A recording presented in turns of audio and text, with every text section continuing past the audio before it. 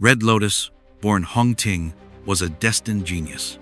From the moment of his birth, celestial phenomena appeared, a sign of fate's favor. Trained by none other than Duke Long, he was the perfect candidate to succeed the will of heaven, a beacon of hope for heavenly court. But as with all tragedies, the fall begins from the highest peaks. At the heart of Hongting's transformation lies Liu Shuxian, the woman he loved more than anything else in the world. In a timeline fated for her death, she sacrificed herself to block Red Lotus's tribulation, ensuring his path to become a venerable. It was beautiful, heartbreaking, heroic. Yet Hongting, with his unparalleled talent, sought to rebel against this outcome. He chose rebirth, time and again, desperately trying to alter fate and save her. Every iteration brought him hope, only to end in bitter despair. Eventually, he changed. He didn't just grow stronger, he grew colder. Love decayed into calculation. Emotion gave way to strategy. Where once he would have cried beside her corpse, he now turned his back and walked away. That pivotal moment where he sees her die and does nothing is not a display of cruelty, but numbness. The trauma of repeated grief stripped away his humanity layer by layer, until only purpose remained. Hongting's descent is a commentary on the cost of challenging determinism. Fate in Reverend Insanity is not just a force, it's a system, an institution, a law. Fate Gu does not only predict events, it orchestrates them. To fight fate is to fight the very structure of reality. Hongting didn't just attempt to save a loved one.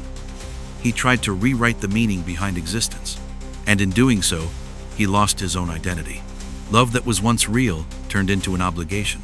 What he once did out of emotion, he now pursued out of inertia. Red Lotus's tragedy is not just that he lost Liu Shuxian. It is that he lost himself trying to save her.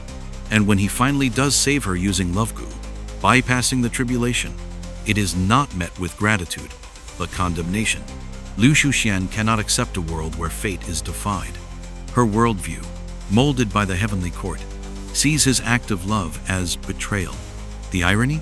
Red Lotus finally succeeded, but in doing so, he became the very thing Liu Shuxian could not love. So what does Red Lotus do? He kills her. It is a moment as chilling as it is symbolic. By killing Liu Shuxian, he severs the last tie he had to his former self. This is not an act of hatred. It is a grim, clinical return to the path fate had laid. But it is also a moment of rebirth. Not through time, but through ideology. From then on, Red Lotus doesn't fight fate to save a lover. He fights it because it is unjust. This leads us to the confrontation with Duke Long, a moment rich with philosophical depth. Duke Long, the immortal loyalist to fate, makes a final plea.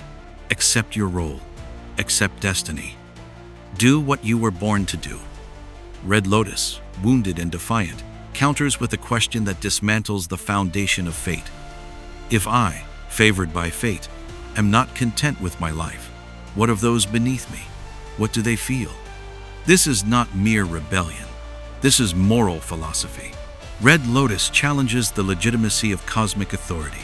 He sees the divine plan and finds it cruel, arbitrary, hollow. He understands that people are not stones nor ripples. They are thinking, feeling beings.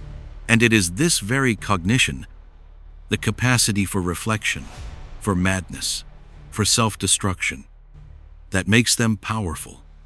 In his final moments, Red Lotus hands Fate Gu back to Duke Long. He cannot destroy it, but he wounds it.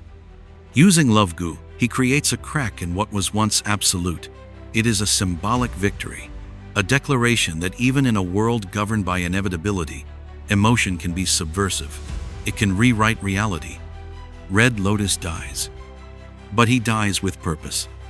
And more importantly, he dies believing that others will come after him, that someone else, somewhere, will finish what he started, not out of vengeance, but out of hope. Red Lotus Demon Venerable is not simply a tragic hero. He is a lens through which we examine the very nature of freedom, sacrifice, and identity. His journey from love to logic to liberation mirrors the psychological cost of resistance in a deterministic universe. It asks, can you change fate without losing yourself? Is love more powerful than destiny? Is rebellion a form of enlightenment or self-destruction? Ultimately, Red Lotus is a mirror, and in him, we see the tension between what we are told we must be and who we choose to become. He is proof that even in a world dominated by fate, choice still matters, even if that choice leads to madness.